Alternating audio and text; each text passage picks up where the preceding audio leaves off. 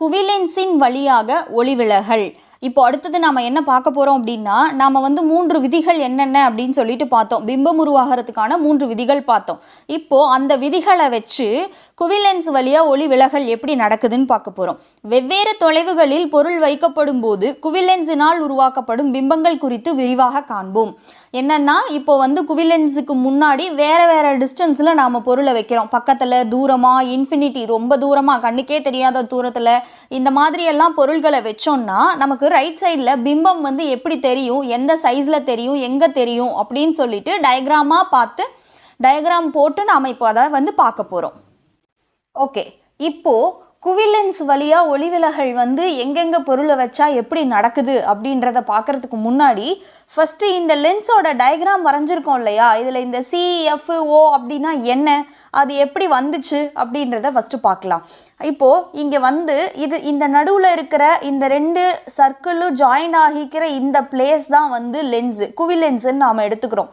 அப்போது இங்கே என்ன நடக்குது, இந்த வளைவுக்கு ஒரு சர்க்கிள் இருக்குது, இந்த லெஃப்ட் சைடு இருக்கிற வளைவுக்கு ஒரு சர்க்கிள் இருக்குது. இந்த 2 சர்க்கிளும் கட்டாகிக்கிற இடம் தான் வந்து குவிலென்ஸ் அப்படின்னு எடுத்துக்கிறோம். அப்படின்னா இப்போது லெஃப்ட் சைடு இருக்கிற இந்த சர்க்கிளுக்குன்னு ஒரு சென்டர் பாயிண்ட் இருக்கும் இல்லையா, அதுதான் C, சென்டர் ஆஃப் கர்வேச்சர். அதே மாதிரி ரைட் சைடு இருக்கிற இந்த சர்க்கிளுக்கும் சென்டர் பாயிண்ட்னு ஒன்று இருக்கும் இல்லையா, அது வந்து இந்த சர்க்கிளோட C, சென்டர் ஆஃப் கர்வேச்சர். அப்போது இந்த 2 கர்வுக்கும் தனித்தனி சென்டர் ஆஃப் கர்வேச்சர் இருக்குது. இது C. இப்போது இந்த லென்ஸுடைய நடுமையம் சென்டரை வந்து ஆப்டிக்கல் சென்டர் அப்படின்னு சொல்வோம்.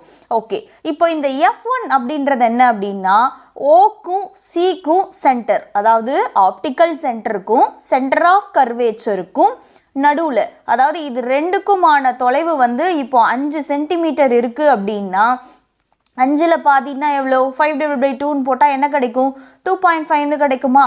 அப்போது சிக்கும் F1க்குமான தொலைவு 2.5, F1க்கும் ஓக்குமான தொலைவு 2.5. 2 பக்கமும் சமமாக பிரித்தா சென்டரில் இருக்கிற பாயிண்ட் தான் focus point, focus point F1. அப்போது இங்கே ஃபஸ்ட்டு இருக்கிறது F1, ரைட் சைடு இருக்கிற செகண்ட் சர்க்கிளுக்கு இருக்கிறது F2. ஸோ இதையெல்லாம் பேஸ் பண்ணி தான் நாம் அடுத்தது டயக்ராம்ஸ் எல்லாம் பார்க்கும்போது நம்ம பார்ப்போம். Centre of curvature, focus point, optical centre, இதெல்லாம் யூஸ் பண்ணி தான் நாம் டயக்ராம்ஸ் பார்ப்போம். ஃபஸ்ட்டு பொருள் ஈரிலா தொலைவில் உள்ள போது, இப்போ நம்ம பொருளை எங்கே வைக்கிறோம்னா ரொம்ப தூரத்தில், அதாவது எங்கன்னே தெரியாத, கண்ணு கேட்டாத ரொம்ப தூரத்தில் எங்கேயாவது ஒரு இடத்துல வைக்கும்போது, நான் இப்போ இங்கே வைக்கிறேன், இந்த மாதிரி ரொம்ப தூரத்தில் வைக்கும்போது இப்போது இங்கேருந்து வர ரேஸ் வந்து ஃபஸ்ட்டு ஸ்ட்ரெயிட் லைனாக, அதாவது பொருள் ஈரிலா தொலைவிலிருந்து வரும்போது எல்லா ரேஸுமே ஸ்ட்ரெயிட் லைனாக தான் வரும். இப்போது ஸ்ட்ரெயிட்டாக, அதாவது இந்த பிரின்சிபல் ஆக்சிஸ்க்கு ஸ்ட்ரெயிட் லைனாக வரும்போது அவங்க என்ன பண்ணுவாங்க, ஸ்ட்ரெயிட்டாக வரவங்க எப்போவுமே, அதாவது பிரின்சிபல் ஆக்சிஸ்க்கு பேரலாக வரவங்க இந்த ரிஃப்ராக்ஷனுக்கு அப்புறம் எங்கே போவாங்க, F2 வழியாக போவாங்க. குவிலென்ஸில் பட்டு, இது குவிலென்ஸுன்றது வந்து குவிக்கும் லென்ஸுன்னு நமக்கு தெரியும். ஸோ இந்த ஃபோக்கஸ் பாயிண்ட் வழியாக இவங்க டிவியேட் ஆகி போவாங்க. அப்போது பொருளை ஈரிலா தொலைவில் வைக்கும்போது நமக்கு பிம்பம் எங்கே உருவாகுது அப்படின்னா இந்த F2ன்ற ஃபோக்கஸ் பாயிண்டில் உருவாகுது. ஓகே, இப்போது இதுக்கு என்ன கொடுத்துருக்காங்க, பொருள் ஈரிலா தொலைவில் வைக்கப்படும் போது, ஒரு பொருளை ஈரிலா இன்ஃபினிட்டி டிஸ்டன்ஸில் வைக்கும்போது முதன்மை குவியத்தில் மெய்பிம்பம் உருவாக்கப்படுகிறது. இது முதன்மை குவியம். இந்த ஃபோக்கஸ் பாயிண்ட்ன்றதை வந்து முதன்மை குவியம்னு சொல்கிறோம். இந்த முதன்மை குவியத்தில் மெய்பிம்பமானது உருவாக்கப்படுகிறது. ஏன் இதை மெய்பிம்பம் அப்படின்னு சொல்கிறோன்னா, இந்த லென்ஸுக்கு ரைட் சைடு உருவாகிறத மெய்பிம்பம் அப்படின்னு நாம் சொல்லுவோம். லென்ஸுக்கு ரைட் சைடு பிம்பம் உருவானாலே அது மெய்பிம்பம். அந்த மெய்பிம்பம் எப்படி இருக்குது, பிம்பத்தின் அளவு பொருளின் அளவை விட பல மடங்கு சிறியதாக இருக்கும்.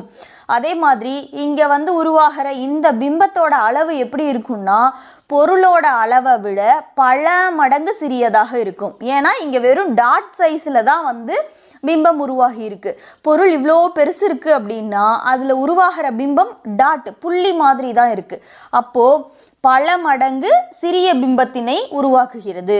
இது வந்து ஃபஸ்ட்டு பொருள் ஈரிலா தொலைவில் வைக்கும்போது பிம்பம் எங்கே உருவாகும் அப்படின்றதுக்கான டயக்ராம் வந்து இது. செகண்ட் ஒன், பொருள் சிக்கு அப்பால் வைக்கப்படும் போது, அதாவது சி பாயிண்ட்டுக்கும் முன்னாடி பொருளை வைக்கும்போது இப்போ பிம்பம் எங்கே உருவாகும் அப்படின்னு நாம் பார்க்கலாம். இப்போது நான் ஃபஸ்ட்டு பொருளை இங்கே வச்சுருக்கேன், சிக்கு முன்னாடி வச்சுருக்கேன். இப்போ நம்ம ஏதாவது ஒரு 2 ரூலை யூஸ் பண்ணி பிம்பம் உருவாகிறத கண்டுபிடிக்கலாமா? ஃபர்ஸ்ட் ரூல் என்ன யூஸ் பண்ணலாம்? அதாவது பொருளில் இருந்து வர்ற ஒளிக்கதிரானது இந்த பிரின்சிபல் ஆக்சிஸ்க்கு பேரலாக வரும்போது அவங்க வந்து ஃபோக்கஸ் பாயிண்ட் வழியாக வெளியில் போவாங்க. இது ஃபஸ்ட்டு ஒரு ரூல். இன்னொரு ரூல் என்ன? இங்கே பொருளிலிருந்து வர்ற ஒளிக்கதிரானது ஆப்டிக்கல் சென்டர் ஓ வழியாக போகும்போது என்ன நடக்கும்? எந்த டீவியேஷனும் இல்லாமல் ஸ்ட்ரெயிட்டாக போயிடுவாங்க. ஸோ 2 ரூல் யூஸ் பண்ணி நாம் பிம்பம் எங்கே உருவாகுதுன்னு கண்டுபிடிப்போம். அதில் ஃபஸ்ட்டு ரூல் என்ன எடுத்திருக்கோன்னா, ஸ்ட்ரெயிட் லைனாக பிரின்சிபல் ஆக்சிஸ்க்கு பேரலாக போகும்போது ஃபோக்கஸ் பாயிண்ட் வழியாக போவாங்க. இதுவே ஆப்டிக்கல் சென்டர் வழியாக நாம் ரேவை கொடுக்கும்போது எந்த டீவியேஷனும் இல்லாமல் போவாங்க. இப்போது இப்படி குவிக்கப்பட்டு வர்ற இந்த லென்ஸு ரிஃப்ராக்ஷனுக்கு அப்புறம் வர்ற இந்த 2 ரேஸும் எங்கே ஜாயிண்ட் ஆகுறாங்க? இந்த இடத்துல ஜாயின் ஆகியிருக்காங்க. அப்போது இந்த பிரின்சிபல் ஆக்சிஸ்லேருந்து ஜாயின் ஆகி இருக்கிற இடத்துக்கு ஒரு லைன் போட்டோம் அப்படின்னா இதுதான் வந்து பிம்பம். இந்த ஏபிங்கிறது பொருளாக இருந்துச்சுன்னா இந்த ஏ டேஷ் பி டேஷ் அப்படின்றது தான் வந்து பிம்பமாக நமக்கு கிடச்சிருக்கு. ஓகே, இப்போது இந்த பிம்பம் எப்படி கிடச்சிருக்கு?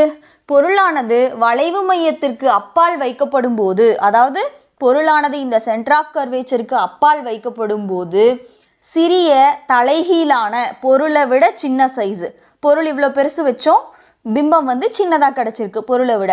ஸோ சிறிய, அதே மாதிரி நம்ம பொருளை நேராக வச்சோம், ஆனால் நமக்கு பிம்பம் எப்படி கிடச்சிருக்கு? தலைகீழாக கிடச்சிருக்கு. சிறிய தலைகீழான மெய் பிம்பமானது ஆஸ் யூஷுவல் லென்ஸுக்கு ரைட் சைடு வந்து பிம்பம் உருவாச்சுன்னா அதை நாம் மெய் பிம்பம்னு சொல்லுவோம். லென்ஸின் மறுபுறம் வளைவு மையத்திற்கும் முதன்மை குவியத்திற்கும் இடையே தோன்றுகிறது. அதாவது இந்த ஃபோக்கஸ் பாயிண்ட்டுக்கும் சென்டர் ஆஃப் கர்வேச்சருக்கும் நடுவில் வந்து இந்த பிம்பம் கிடச்சிருக்கு அப்படின்னு சொல்லிட்டு பார்த்துருக்கோம். இப்போ பொருளை வந்து சிக்கு அப்பால் வைக்கும்போது நமக்கு எங்கே கிடைக்குது அப்படின்னா சிறிய தலைகீழான மெய்பிம்பம் கிடைக்குது. அது எங்கே கிடைக்குதுன்னா முதன்மை குவியத்துக்கும் வளைவு மையத்துக்கும் நடுவில் கிடச்சிருக்கு. இது வந்து செகண்ட் டயக்ராம். நெக்ஸ்ட்டு பொருள் சியில் வைக்கப்படும் போது, இப்போது பொருளை எங்கே வைக்கிறோம் அப்படின்னா சி சென்டர் ஆஃப் கர்வேச்சர்லையே வைக்கிறோம், அதாவது வளைவு மையத்திலையே வைக்கிறோம். இப்போது நான் பொருளை எங்கே வைக்கிறேன்? சென்டர் ஆஃப் கர்வேச்சரில் வைக்கிறேன். நமக்கு ரூல் தெரியும், ஒரு 2 ரூல், ஏதாவது 2 ரூலை யூஸ் பண்ணலாம். ஃபஸ்ட்டு ரூல் நாம் என்ன யூஸ் பண்ண போகிறோம்? சென்டர் ஆஃப் கர்வேச்சரில் வச்சு அதை லென்ஸை நோக்கி அதிலிருந்து வர்ற ரே வரும்போது, அதாவது பிரின்சிபல் ஆக்சிஸ்க்கு பேரலான ரேவாக வரும்போது அவங்க வந்து ஃபோக்கஸ் பாயிண்ட் வழியாக போவாங்க. இது முதல் ரூல். அவங்க ஃபோக்கஸ் பாயிண்ட் வழியாக போயிடுறாங்க. அடுத்தது இன்னொரு ரூல் நாம் என்ன யூஸ் பண்ணலாம்? இந்த ஆப்டிக்கல் சென்டர் ஓ வழியாக ரேஸ் கொடுக்கும்போது, ஆப்டிக்கல் சென்டர் வழியாக ரே வரும்போது எந்த டீவியேஷனும் இல்லாமல் ஸ்ட்ரெயிட்டாக ட்ராவல் பண்ணுவாங்க. ஸோ இந்த 2 ரூலையும் யூஸ் பண்ணி நமக்கு கிடைச்ச இந்த ரேஸ் மீட் ஆகிற பாயிண்ட் எங்கே இருக்குது? இங்கே இருக்குது. அப்போது இந்த பாயிண்ட்லேருந்து பிரின்சிபல் ஆக்சிஸ்லேருந்து இந்த பாயிண்ட்டுக்கு லைன் போட்டோன்னா நமக்கு பிம்பம் எப்படி கிடச்சிருக்குன்னு பாருங்கள். இப்போது பொருளை வந்து சியில் வைக்கிறோம், 2 ரேஸ் கொடுக்குறோம். அப்போ என்ன நடக்குது? பொருள் ஒன்று குவிலென்ஸின் வளைவு மையத்தில் வைக்கப்படும் போது, அதாவது சென்டர் ஆஃப் கர்வேச்சர் வைக்கப்படும் போது அதே அளவிலான பொருள் என்ன சைஸில் வச்சனோ அதே சைஸிலான தலைகீழான, ஆனால் நான் பொருளை நேராக வச்சேன், எனக்கு பிம்பம் தலைகீழாக கிடச்சிருக்கு. மெய் பிம்பம் ஆஸ் யூஷுவல் லென்ஸுக்கு ரைட் சைடு கிடச்சிருக்கிறதுனால இது நாம் என்னென்னு சொல்வோம்? மெய் பிம்பம் லென்ஸின் மற்றொரு பக்கத்தின் வளைவு மையத்தில் கிடைக்கிறது. நான் சீல பொருளை வச்சேன்னா எனக்கு பிம்பமும் சீலையே தான் கிடைக்கும். வளைவு மையத்தில் நான் பொருள் வைக்கிறேன், எனக்கு வளைவு மையத்திலேயே தான் பிம்பம் கிடைக்குது. அதே அளவு பிம்பம் தான் கிடைக்குது, ஆனால் தலைகீழான பிம்பமாக கிடைக்குது. இது பொருள் சியில் வைக்கப்படும் போது நமக்கு கிடைக்கிற டயக்ராம். நெக்ஸ்ட்டு பொருள் எஃப்க்கும் சிக்கும் இடையே வைக்கப்படும் போது, இப்போது பொருளை எங்கே வைக்கிறோம்னா சென்டர் ஆஃப் கர்வேச்சருக்கும் ஃபோக்கஸ் பாயிண்ட்டுக்கும் நடுவில், முதன்மை குவியத்துக்கும் வளைவு மையத்துக்கும் நடுவில் பொருளை வைக்கும்போது நமக்கு பிம்பம் எங்கே கிடைக்குதுன்னு பார்க்கலாம். இப்போது இங்கே பொருளை வச்சிடுறேன், இங்கே நான் பொருளை வைக்கிறேன். ஃபஸ்ட்டு ரூல் நாம் என்ன எடுத்துக்கிறோம்? பிரின்சிபல் ஆக்சிஸ்க்கு பேரலாக ரே கொடுக்குறோம். அப்போது இப்படி பேரலான ரே கொடுக்கும்போது அது என்ன ஆகும்? இந்த ஃபோக்கஸ் பாயிண்ட் வழியாக வெளியில் போகும். அடுத்தது இன்னொரு ரூல் நான் என்ன யூஸ் பண்ணிக்கிறேன்? ஆப்டிக்கல் சென்டர் வழியாக நான் ரே கொடுக்குறேன். அப்போது ஆப்டிக்கல் சென்டர் வழியாக நான் ரே கொடுக்கும்போது இங்கே எந்த டீவியேஷனும் இல்லாமல் ஸ்ட்ரெயிட்டாக போகும். அப்போது நான் என்ன பண்ணுறேன், பொருளை வந்து சிக்கும் எஃப்க்கும் நடுவில் வைக்கிறேன். பொருளை வச்சுட்டு ஃபஸ்ட்டு ரூலாக பிரின்சிபல் ஆக்சிஸ்க்கு பேரலான லைன் கொடுக்கும்போது, ரே கொடுக்கும்போது அவங்க ஃபோக்கஸ் பாயிண்ட் வழியாக டிவியேட் ஆகிறாங்க. ஆப்டிக்கல் சென்டர் வழியாக ரே கொடுக்கும்போது எந்த டிவியேஷனும் இல்லாமல் ஸ்ட்ரெயிட்டாக போகிறாங்க. அப்படி போகிற இந்த 2 ரேவும் இந்த இடத்துல மீட் பண்ணிக்கிறாங்க. இது மீட்டிங் பாயிண்ட்டு.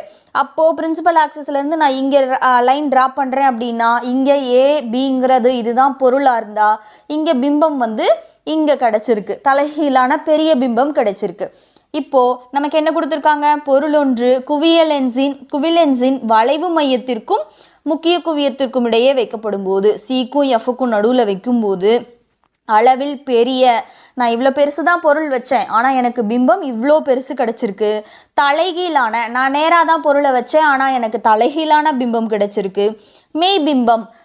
மெய்பிம்பம் லென்ஸின் மறுபுறத்தில், லென்ஸோட லெஃப்ட் சைடு ரைட் சைடு உருவானாலே அதை நாம் என்னன்னு சொல்லியிருக்கோம், மெய்பிம்பம் கிடச்சிருக்கு.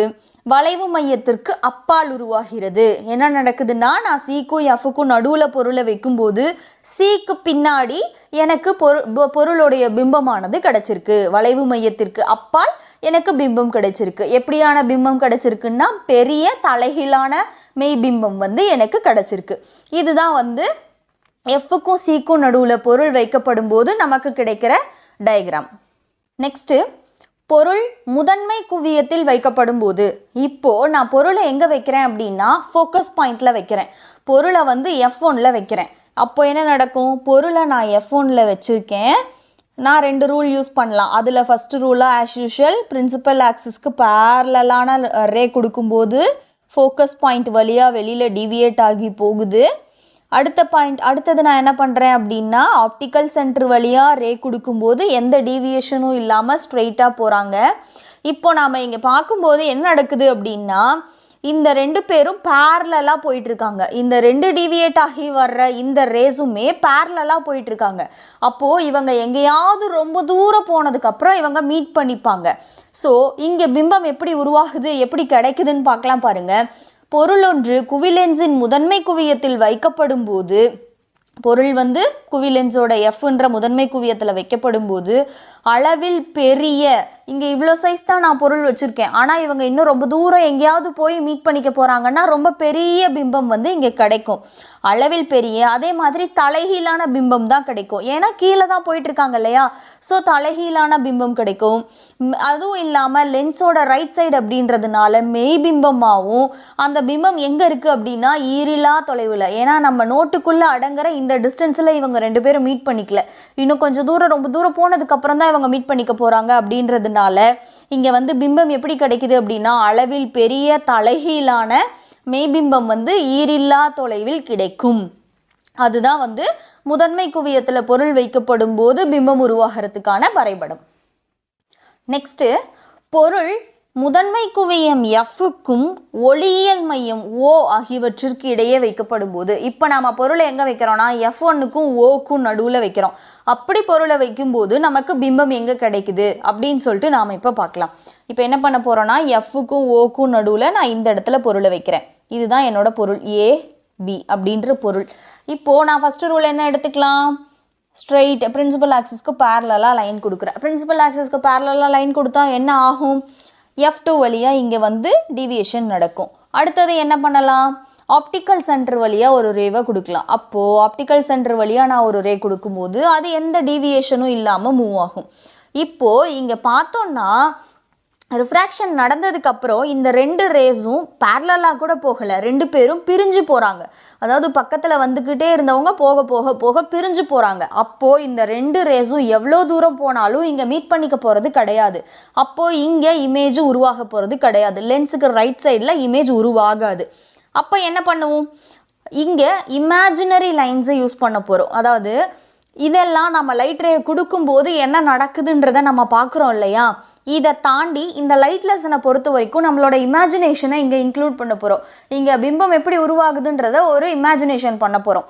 அதுக்காக என்ன பண்ணுறோன்னா, ஃபஸ்ட்டு F2 லைன் கொடுத்தோம் இல்லையா, இதே டைரக்ஷனில் நாம் வந்து இந்த ஒளி விலகல்லாம் பற்றி படிக்கும்போதே ஒரு விஷயம் பார்த்துருப்போம். என்னென்னா, ஒளி வந்து ஒரு ஊடகத்தில் செல்லும்போது அது எந்த அளவுக்கு ரிஃப்ராக்ஷன் நடக்குதோ, அது வந்து டிரான்ஸ்பரண்ட்டாக இருந்து அது வழியாக ஒளி போகக்கூடியதாக இருந்தாலும் அதில் எந்த அளவுக்கு ஒளி ஊடுருவி உள்ளே போகுதோ அதே அளவுக்கான ரிஃப்ளெக்ஷனும் அங்கே நடக்கும், ஒளி எதிரொலிப்பும் சிறிதளவு நடக்கும். இப்போது நம்ம இங்கே என்ன பண்ணலான்னா, கொஞ்சம் இந்த ரே வர்றது வந்து இங்கே ரிஃப்ராக்ட் ஆகி போகுது, ஒளிவிலகல் நடந்து போகுது இல்லையா? இதே ரேவை சின்ன பாதி கொஞ்சம் ரே கம்மியான அளவு ரே இங்கே ஒளி எதிரொலிப்பும் நடக்குதுன்னு வச்சுப்போமே. அப்போது அது எப்படி நடக்கும்? அதை ஒரு இமேஜினரி லைனாக நம்ம போடலாம். இதே F1 டைரக்ஷனில் ஒரு இமேஜினரி லைன் இதில் பட்டு எதிரொலிக்கிறதா வச்சுப்போம். சேம் அதே மாதிரி தான் இங்கேருந்து வர ரே வந்து இங்கே ஆப்டிக்கல் சென்டரில் படும்போது டீவியேஷன் இல்லாமல் போகுது. இதுலேயே ஒரு எதிரொலிப்பும் நடந்துச்சுன்னா என்ன நடக்கும்? இதே டைரக்ஷனில் மறுபடியும் போகும் இல்லையா? ஸோ நாம் அதை வந்து இப்போது ட்ரா பண்ண போகிறோம். அந்த லைனை நாம் இங்கே ட்ரா பண்ணுறோம். 2 இமேஜினரி லைன்ஸையும் ட்ரா பண்ணும்போது இந்த 2 இமேஜினரி லைன்ஸும் எந்த இடத்துல மீட் பண்ணிக்கிறாங்களோ இந்த இமேஜினரி லைன்ஸ் மீட் பண்ணிக்கிற இடம் வந்து பிம்பம் உருவாகிற இடம். அப்போது இந்த பிம்பம் எப்படி உருவாகுதுன்னா சிக்கும் எஃப்க்கும் நடுவில் உருவாகுது.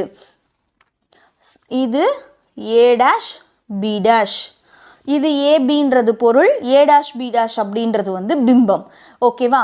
இப்போது இந்த பிம்பமானது எங்கே உருவாகி இருக்கு?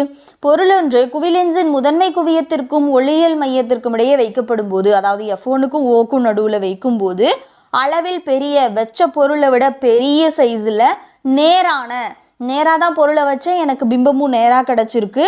எந்த மாதிரியான பிம்பம் கிடச்சிருக்கு அப்படின்னா மாய பிம்பத்தை, அதாவது லென்ஸுக்கு ரைட் சைடு உருவானா அதை மெய்பிம்பம்னு சொல்லுவோம். இதுவே லெஃப்ட் சைடு இங்கே முன்னாடி உருவானா பொருள் வச்ச பக்கமே உருவானா அதை நாம் மாயபிம்பம் அப்படின்னு சொல்லுவோம். ஸோ நேரான பெரிய மாயபிம்பம் பொருள் இருக்கும் அதே பக்கத்தில் உருவாகிறது. இப்போது இதில் விஷயம் என்னென்னா, குவிலென்ஸை பொறுத்த வரைக்கும் ஃபோக்கஸ் பாயிண்ட்லேருந்து ஃபோக்கஸ் பாயிண்ட்டுக்கு முன்னாடி வரைக்கும் எங்கே பொருளை வச்சாலும் நமக்கு பிம்பம் எங்கே கிடைக்கும்னா மெய்பிம்பமாக தான் கிடைக்கும், தலைகீழான பிம்பமாக தான் கிடைக்கும். ஆனால் ஃபோக்கஸ் பாயிண்ட்டுக்கு முன்னாடி வர லென்ஸை ஒட்டி வர அங்கே என்ன நடக்கும்னா பிம்பம் வந்து நேரான மாய பிம்பமாக கிடைக்கும். இப்போது இந்த குவிலென்ஸில் நாம் மொத்தம் 6 டயக்ராம் பார்த்துருப்போம். இந்த 6 டயக்ராமில் இந்த ஒன்று மட்டும்தான், இந்த லாஸ்ட் ஒன் ஃபோக்கஸ் பாயிண்ட்டுக்கும் ஆப்டிக்கல் சென்டருக்கும் நடுவில் வைக்கிற இந்த ஒரு பிக்சர் மட்டும்தான் நமக்கு மாயபிம்பம் கிடைக்கும். இது எல்லாமே மெய்பிம்பம் தான் கிடைக்கும். ஆக்சுவலாக என்னென்னா இதில் உங்களுக்கு ஒரு 1 மார்க்குமே இருக்கும். எந்த லென்ஸு அதிக அளவிலான மெய்பிம்பத்தை உருவாக்கும் அப்படின்னா குவிலென்ஸ் தான் வந்து 5 இடங்களில் மெய்பிம்பத்தை உருவாக்கும், ஒரே ஒரு மாயபிம்பம் மட்டும் உருவாகும். இது வந்து பொருள் Fக்கும் Oக்கும் நடுவில் வைக்கும்போது கிடைக்கிற டயக்ராம்.